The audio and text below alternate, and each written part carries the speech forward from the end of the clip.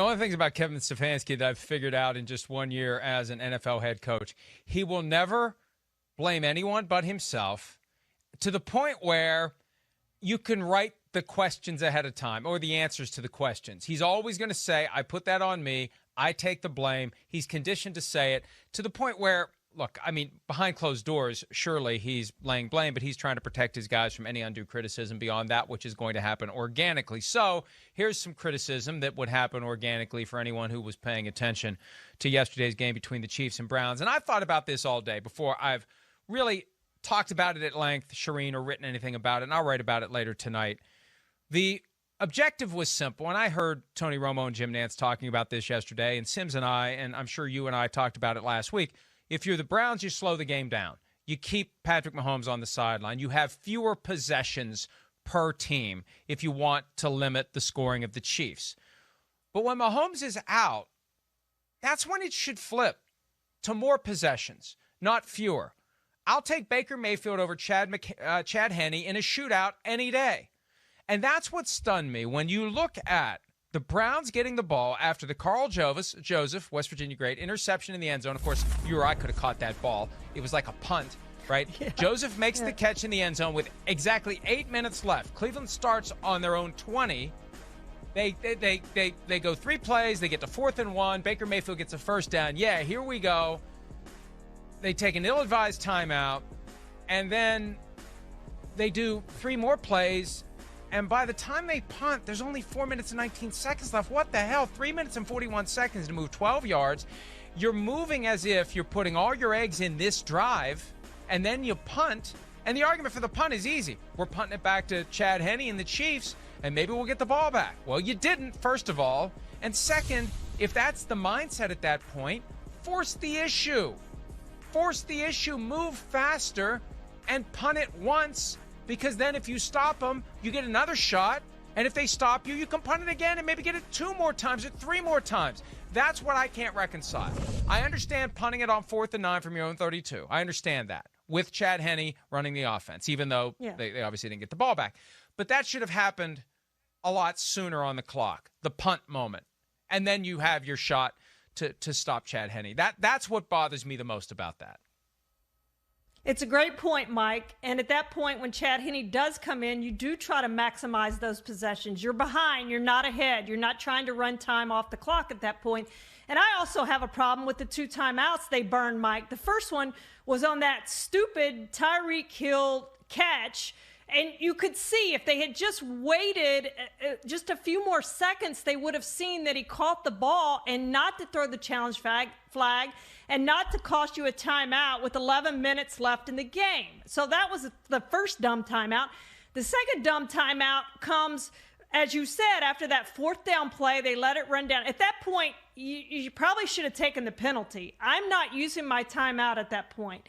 And why they came out of that 4th down play not ready to go anyway is a separate question entirely.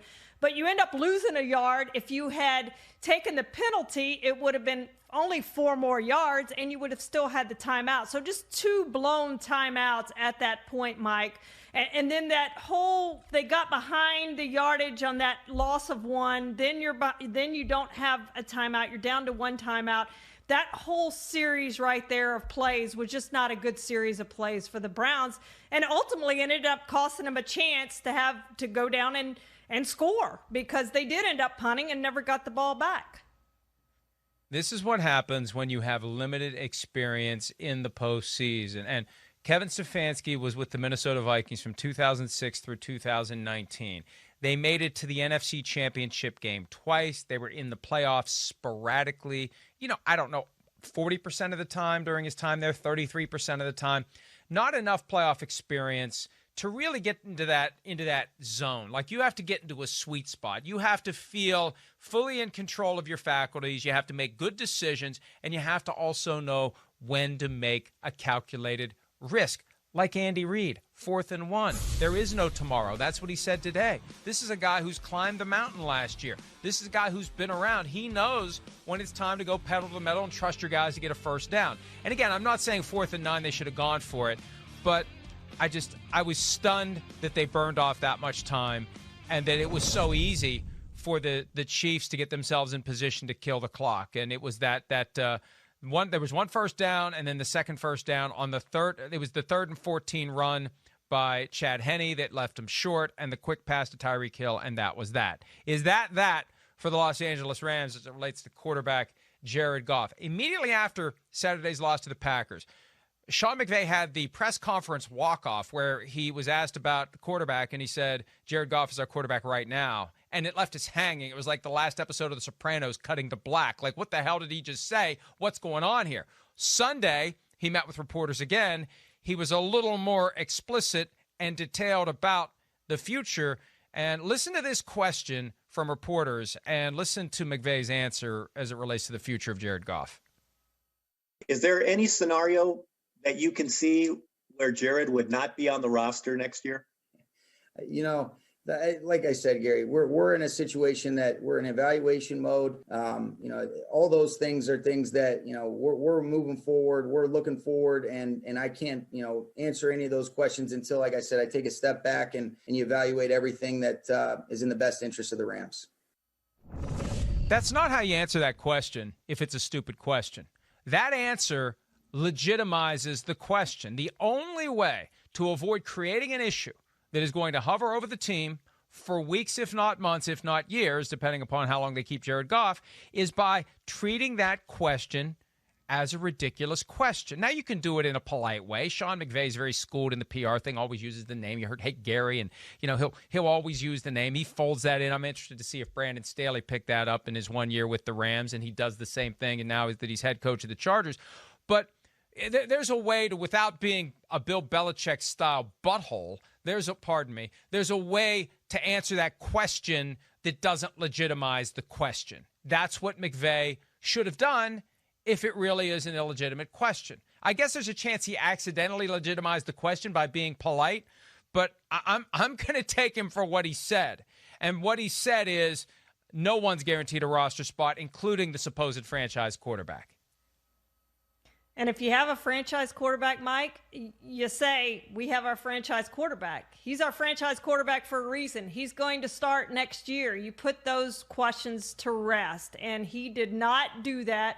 There is absolutely question. And you go back a week, Mike, when Jared Goff came out and said he should have started, that his thumb was fine, and he should have started in the wild card playoff game, and he didn't start. There's a problem between those two right now. It's very obvious that there's a problem between those two guys, and how they fix this in the offseason, I don't know. But there is a question about Jared Goff, and Sean McVay knows there's a question about Jared Goff. He has that same question about whether he is their quarterback of the future.